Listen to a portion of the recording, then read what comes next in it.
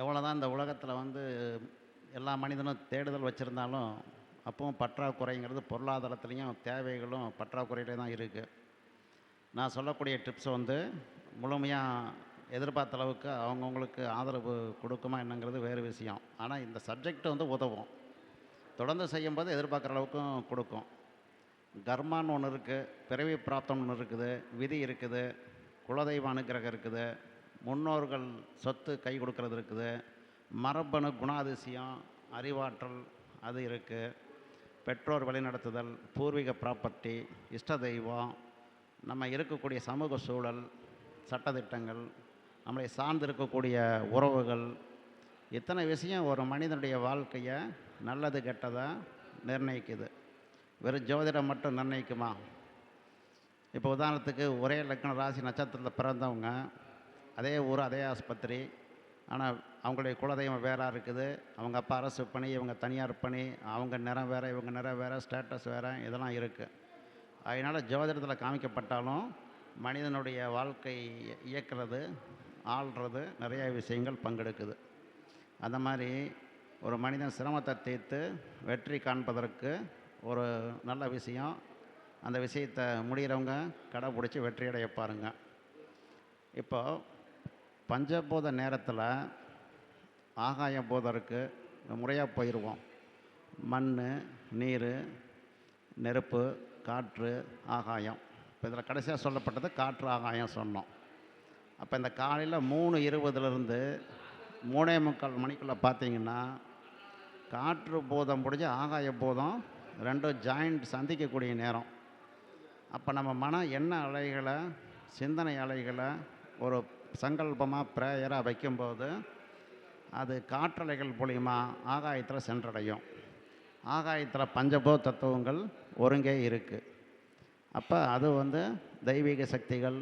இன்னும் சொல்லப்போனால் நம்ம வானத்தில் அண்ணந்து பார்க்கும்போது கிரகத்தை பார்க்குறோமே, சூரியனை பார்க்குறோம், சந்திரனை பார்க்குறோம், வெள்ளி கிரகத்தை பார்க்குறோம், இன்னும் தொலைதூக்கு கருவிகளை வச்சு பார்க்கும்போது அனைத்து கிரகங்களையும் பார்க்குறோம், நட்சத்திர கூட்டத்தை பார்க்குறோம், அங்கேருந்தே மழை வருது, ஒளி வருது, என்னென்னமோ தெய்வீக சக்திகள் எல்லாம் உணர்கிறோம்.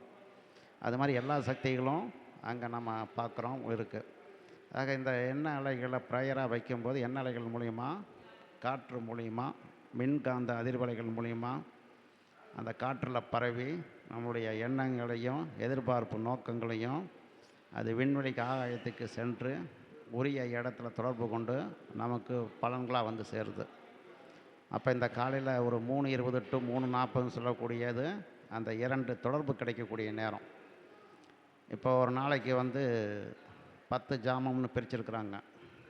ஒரு ஜாமத்துக்கு 6 நாளிகை. மணி நிமிடமாக பிரிக்கும்போது 2 மணி நேரம் 24 நிமிஷம். அப்போ இந்த கணக்கு அடிப்படையில் பார்க்கும்போது அந்த 3:20 to 3:40 ஒரு முக்கியமான நிகழ்வு நடக்கிற நேரம். அந்த நேரத்தில் அமிர்த காற்று பூலோகம் எங்கும் பரவி இருக்குது. அதே சமயத்தில் இந்த அமிர்த காற்றுங்கிறது அரச மரத்தில் 24 ஹவர்ஸும் வருது. அதாவது பிராணசக்தின்னு வச்சுக்கோங்க. 3000 அடி 5000 அடிக்கு மேலே உள்ள மலைகள்லேயும் இது இருக்குது. பூமியில் சமமட்டத்தில் இந்த டைமுக்கு மட்டும் வருது. அப்போ இந்த டைமில் பார்த்திங்கன்னா அது நமக்கு வேண்டிய சக்திகளை கொடுக்குது. ஒரு ஆகர்ஷண சக்தி, ஒரு விஷயங்களை, தேவையான விஷயங்களை எதிர்க்கக்கூடிய சக்தி, நமக்கு தேவையானது இருக்கக்கூடிய சக்தி, இதெல்லாம் அந்த நேரத்தில் இருக்குது. அப்போ அந்த நேரத்தில் நம்ம குலதெய்வ வழிபாடோ, இஷ்ட தெய்வ வழிபாடோ, பொதுவான தெய்வங்கள் வழிபாடோ, கடைசிக்கு மன அளவில் ஒரு தியான பயிற்சி, வாசியோக பயிற்சி, நாடி சுத்தி பயிற்சி, பிராணாயாம பயிற்சி, இது மாதிரி எதை செஞ்சாலும், மந்திர உச்சாரணங்கள் செஞ்சாலும் இதெல்லாம் அந்த நேரத்தில் முழுமையாக நமக்கு பலன் தருது. ஆக எந்த நேரத்தில் என்ன விஷயம் செஞ்சால் என்ன நடக்குங்கிறது தான் மறைச்சிருக்கிறாங்க. அப்போ அந்த விஷயங்களை அந்த நேரம் பார்த்து செய்யும்போது அது நல்ல பலனை தரும். காலையில் 5:50 to 6:10 ஒரு முக்கிய பவர் உடையது. பகல் 11:50 to 12:10, மாலை 5:50 to 6:10, இரவு 11:50 to 12:10, காலை 2:50 to 3:10, 3:20 to 3:40 ஒரு ஸ்பெஷல். இந்த மாதிரிலாம் டைமிங்கில் ஒரு டேர்னிங் பாயிண்ட் இருக்குது. அந்த நேரமெல்லாம் பார்த்திங்கன்னா நமக்கு சூரியகலை, சந்திரகலை, சுழுமுனை அப்படிங்கிற அமைப்புகளே உடம்புல மாறி நடக்கும். இந்த மாற்றி நடக்கும்போது பிரபஞ்சத்துலேயும் மாற்றம் இருக்கும். அந்த மாற்றங்கள் வந்து நல்ல விதத்தில் இருக்கிறத நம்ம எடுத்துக்கிறதுக்கு ஒரு வாய்ப்பாக கொடுத்தது தான் இந்த வளம் வளம் சூரியகலை, சந்திரகலை, சுழுமுனை நாடின்னு சொல்லக்கூடிய மாற்று செயல்கள் நடக்கிற நேரம். அப்போ அந்த நேரத்தில் வந்து சக்கர பயிற்சி, மூலாதார பயிற்சி, சுவாதிஷ்டானம், மணிப்பூரகம், அநாகதம், விசுத்தி, ஆக்னை, சகசிராரம், இது மாதிரி பயிற்சி அந்த சக்கரங்களை எப்படி வைப்ரேட் பண்ணி இயக்கி மந்திரங்களை சொல்லி அந்த சக்திகளை திறக்க வைக்கிறது, அந்த திறக்க வைக்கிறதுனால நமக்கு என்ன பலன் கிடைக்கும் அப்படிங்கிறதெல்லாம் நம்ம புரிஞ்சு தெரிஞ்சு பயிற்சி செய்யணும். அப்புறம் நாடி சுத்தி செய்கிறதுனால 72,000 நாடி நரம்புகளும் சுத்திகரிப்பு ஏற்பட்டு உயர் ரத்த அழுத்தம், தாழ்வு ரத்த அழுத்தம், சர்க்கரை சத்து அதிகமாகிறத குறைக்கக்கூடியது, சமநிலைப்படுத்தக்கூடிய சக்தி கிடைக்கும். முடி கருக்காமல், இளமை மாறாமல், தோல் சுருங்காமல், நீடித்த ஆயுள் கிடைக்கவும், நீடித்த இளமை கிடைக்கவும் கிடைக்கும். இந்த தேவாமிர்தம்னு சொல்கிறாங்கல்ல, அதுதான் இது. அமிர்த காற்றுன்னு சொல்லக்கூடியது இதுதான். அது சாப்பிட்ற மாதிரியே சுவாச பயிற்சியில் வாயில் தான் இழுக்கிறோம், மூக்கில் வாயில் இழுத்து தான் உள்ளே அனுப்புகிறோம். அதுதான் சாப்பிட்றது. அமிர்தம் சாப்பிட்ட மாதிரின்னு சொல்கிறது இந்த அமிர்த காற்று தான்.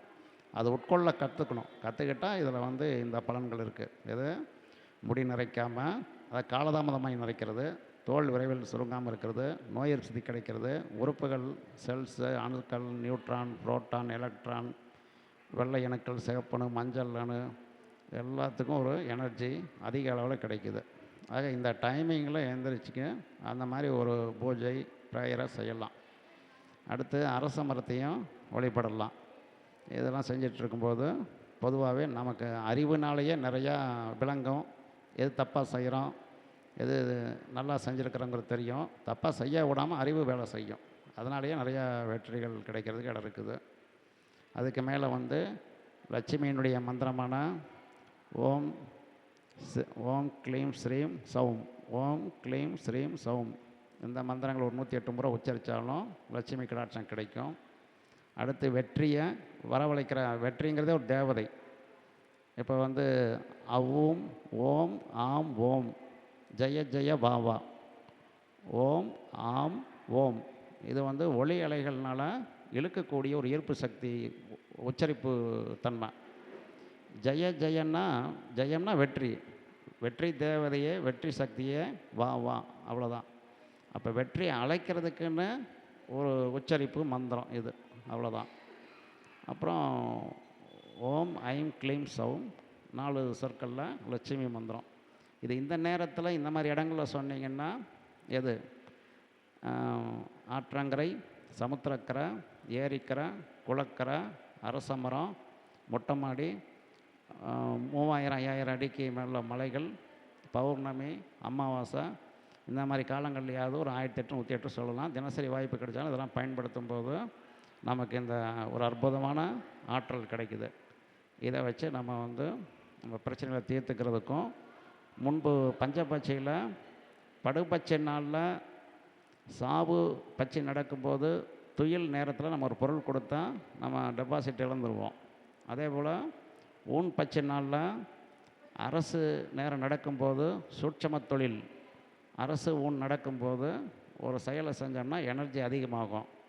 அந்த சொன்ன முறையும் இந்த முறையும் சேர்ந்து இயக்கும்போது நிச்சயமாக வந்து சந்தேகத்துக்கிடமில்லாமல் ஒரு வித்தியாசத்தை நம்ம வந்து பார்க்கலாம், வெற்றி கிடைக்கும் என்று சொல்லி வாய்ப்பு கொடுத்த திரிசி சக்தி நிர்வாகிக்கும் எனது நண்பர் ஐயா அவர்களுக்கும் நன்றி இதனை கூறி, அடுத்து ஒரு கருத்தரங்கத்தில் இன்னும் நல்ல பல கருத்துக்களை சொல்ல கடமைப்பட்டுள்ளேன். நன்றி, வணக்கம்.